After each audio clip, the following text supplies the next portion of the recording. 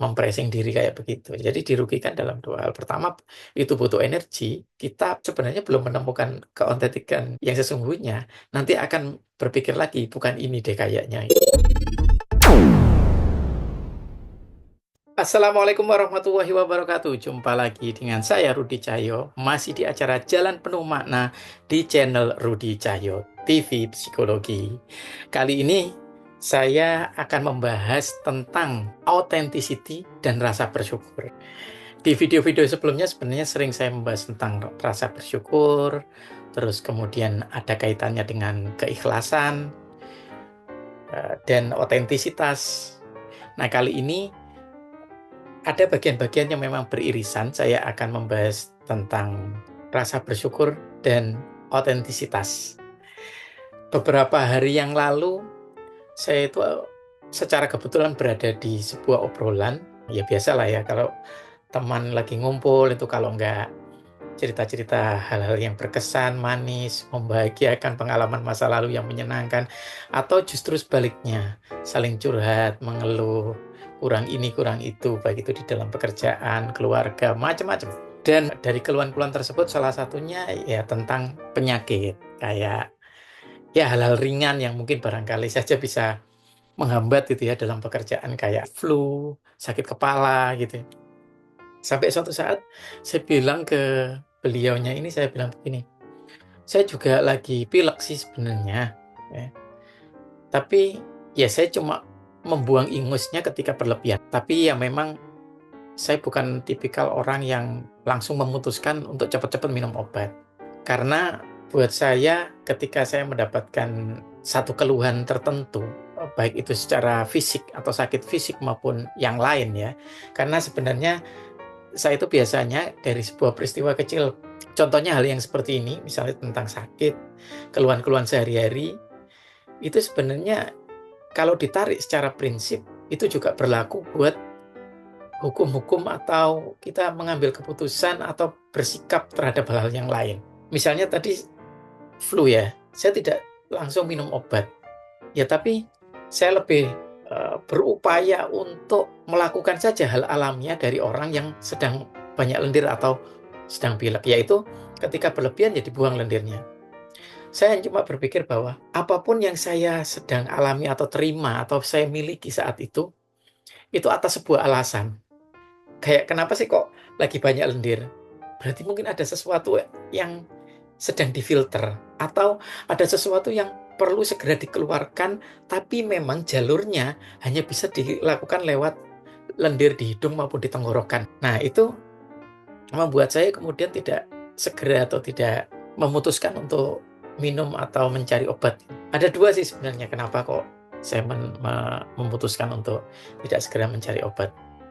Yang pertama itu soal memberi kesempatan buat tubuh itu untuk mengcover hal-hal baru, mengcover rasa sakit secara mandiri gitu. Ya, selama itu sakit masih rasional, masih logis, masih istilahnya kalau kita lacak penyebabnya itu ini karena kelelahan, oh ini karena kemarin salah makan, ini karena masih hal-hal yang terjangkau dan gampang kita cari keterkaitannya. Saya berikan kesempatan tubuh untuk menyembuhkan dirinya sendiri atau melatih tubuh saya untuk belajar. Nah, alasan yang keduanya, ketika saya menghilangkan penyakit itu atau sakit itu, jangan-jangan saya menghilangkan juga kesempatan saya untuk terhindar dari sesuatu yang lebih besar, kayak tadi itu. Jangan-jangan memang ada entah itu bakteri, virus, atau sesuatu yang memang harus difilter lewat lendir itu. Sehingga ketika lendir itu berlebihan dan kita buang, seperti biasa ya kita buang ingus atau buang dari tenggorokan itu diludahkan. Itu jangan-jangan saat itulah bakteri, virus, sesuatu yang kita filter itu kita buang. Dan kalau itu tidak ada, maka filternya tidak ada atau bakteri, virusnya itu akan masuk ke tubuh kita. Dan itu yang menjadi alasan saya. Jadi ada dua alasan itu yang bikin saya memberi kesempatan dulu tidak segera minum obat.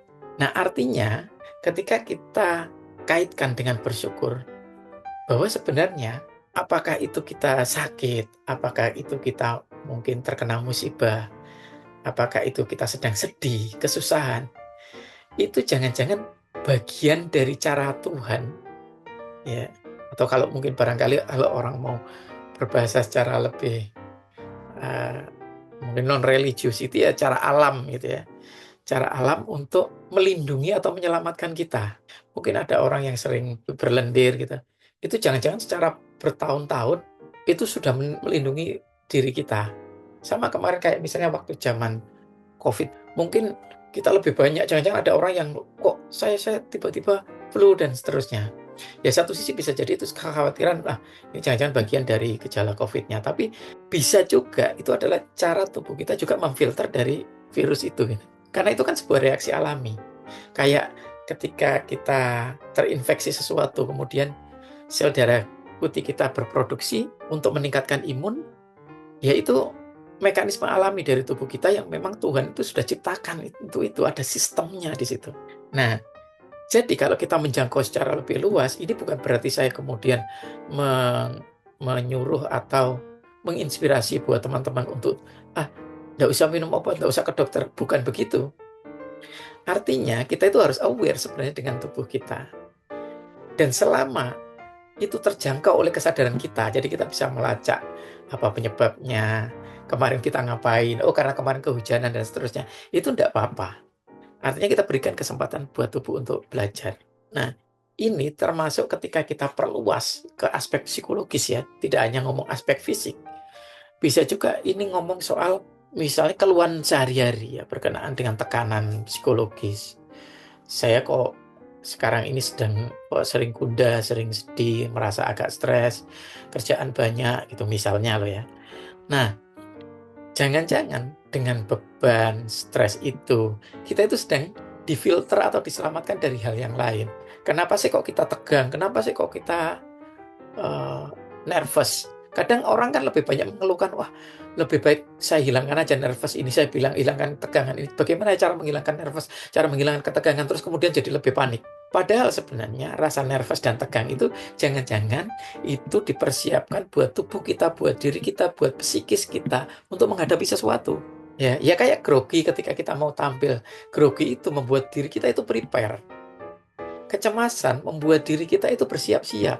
Jadi semuanya itu ada gunanya. Jadi Tuhan menciptakan rasa positif maupun negatif, kalau kita mau tandai itu sebagai positif negatif ya, baik itu kebahagiaan, kesedihan, itu ada gunanya semuanya. Bukankah kalau misalnya kita mau mendikotomikan, mau ngomong soal paradoks, kebahagiaan itu jangan-jangan nggak ada kalau nggak ada pembanding kesedihan. Jadi kita itu baru bisa merasakan kebahagiaan karena kita aware bahwa ada kesedihan atau kita pernah merasakan kesedihan. Jadi itu ada gunanya semuanya. Orang bersin-bersin, kadang-kadang mengeluh, menggerutu, "Kenapa kok harus bersin?" Padahal saat itu dia diselamatkan dari benda asing yang ada di dalam tubuhnya untuk disemburkan keluar. Selain itu juga, selain benda asing, bersin itu juga membuat tubuh kita swaorganisasi. Jadi goncangan, getaran ketika kita bersin itu, tubuh kita itu melakukan reorganisasi. Jadi banyak sekali ciptaan Tuhan yang kita keluhkan itu, ya itu karunia sebenarnya. Kayak mengeluhkan hujan, ternyata ya hujan itu karunia. Ternyata kita diberikan sesuatu, tanah subur lah, tanaman jadi tumbuh. Itu semuanya pemberian, anugerah. Makanya saya sering bilang bahwa sebenarnya orang yang paling sehat itu adalah orang yang menerima sakitnya apa adanya, atau orang yang bahagia adalah orang yang menerima kesedihannya apa adanya. Karena itu keniscayaan, sedih, bahagia itu ada dalam kehidupan kita. Dan tidak mungkin itu diciptakan tanpa ada tujuan. Itu yang perlu kita sadari. Jadi, balik lagi, jadilah manusia yang paling bersyukur. Dan kemudian, jika dikaitkan dengan otentisitas, mungkin orang mengeluh, ya, "Oh, saya itu tidak punya determinasi, tidak bisa menentukan sendiri. Di dalam kehidupan saya kok banyak dituntun orang lain, kok banyak ditekan, saya tidak menjadi asli diri saya sendiri." Jangan-jangan ketika kamu berupaya dan kemudian menjadikan dirimu asli, otentik, ya jangan-jangan itu problemmu baru muncul setelah itu. Bukankah orang-orang kadang yang tidak menyadari bahwa dirinya itu mendapatkan problem, itu merasa tidak bermasalah gitu. Kenapa sih kok anak-anak itu cepat resilient, cepat recovery terhadap sesuatu? Karena anak-anak itu menerima itu apa adanya, dijalani gitu ya. Nah, suatu saat itu saya masih ingat ketika saya jadi relawan Merapi dulu ya, di Jogja ketika terjadi letusan gunung berapi. Eh, ketika Merapi saya jadi relawan, bukan ketika Merapi ya, ketika gempa bumi ya. Anak-anak di sana di perkemahan yang rumahnya itu pada runtuh sehingga mereka tidak punya rumah, tinggal di kamp pengungsian.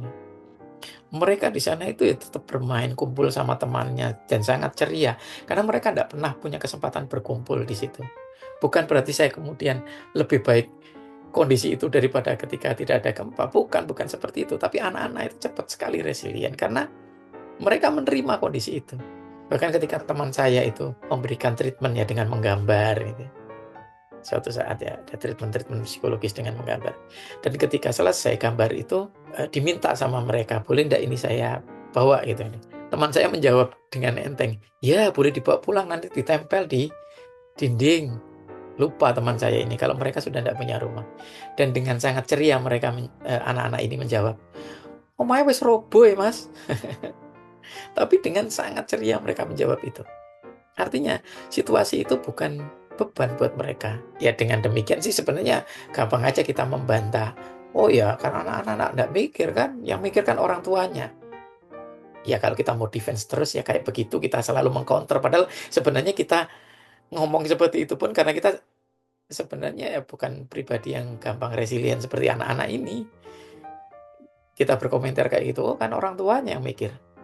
Ya iya memang, orang tuanya yang mikir. Tapi dengan kita komentar seperti itu aja udah mencerminkan bahwa kita dibandingkan dengan anak-anak kita itu tidak segampang itu resilient.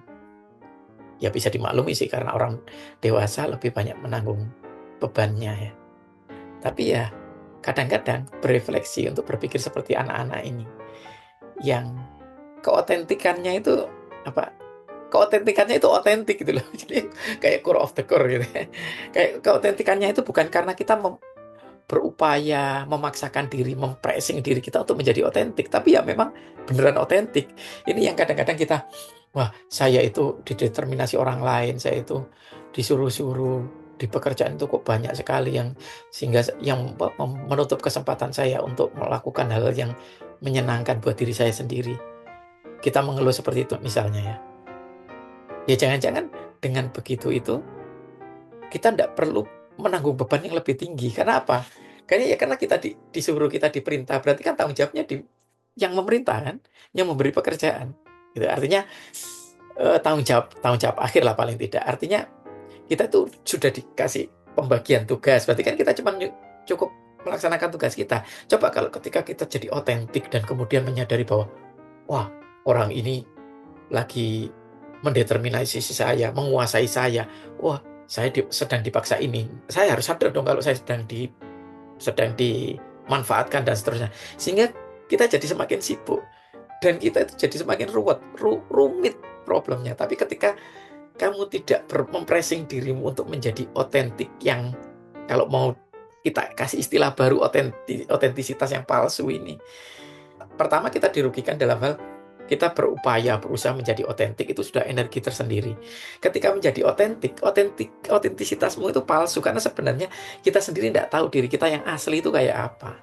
Karena kita lahir aja dibilang terlempar kok kita tidak bisa milih mau lahir dari ibu yang kayak apa mau dari rakyat jelata atau mau jadi anaknya presiden kan tidak bisa memilih kita. Kita aja lahir dengan cara terlempar, jadi kita tidak tahu otentisitas kita itu kayak apa. Sehingga kalau kita jadi otentik pun, maka kita itu bakalan masih berpikir bahwa kayaknya bukan ini deh. Harus jadi lebih otentik lagi yang lain deh. Nanti kalau sudah jadi yang lain, kayaknya bukan ini deh. Itu sama kayak ketika kita menumpuk kekayaan, kayaknya sedikit lagi bisa deh, nambah lagi bisa deh. Kurang kayaknya segini ya. Artinya otentisitas ini tidak perlu dikejar memang. Jadi otentik itu sebenarnya kembali lagi menjadi otentisitas yang otentik atau yang original. Kayak anak-anak tadi itu. Ya, bukan karena mengada-ngada, bukan karena dibentuk memanipulasi diri. Tapi ya kayak begitulah yang otentik, yang kayak anak-anak tadi. Nggak memanipulasi diri mereka. Mereka merasa ceria di kamp pengungsian tadi juga bukan karena mereka saya harus ceria, saya harus mensyukuri apa yang saya miliki, mempressing diri kayak begitu. Jadi dirugikan dalam dua hal. Pertama, itu butuh energi. Yang kedua, kalaupun sudah otentik, kita sebenarnya belum menemukan keotentikan yang sesungguhnya.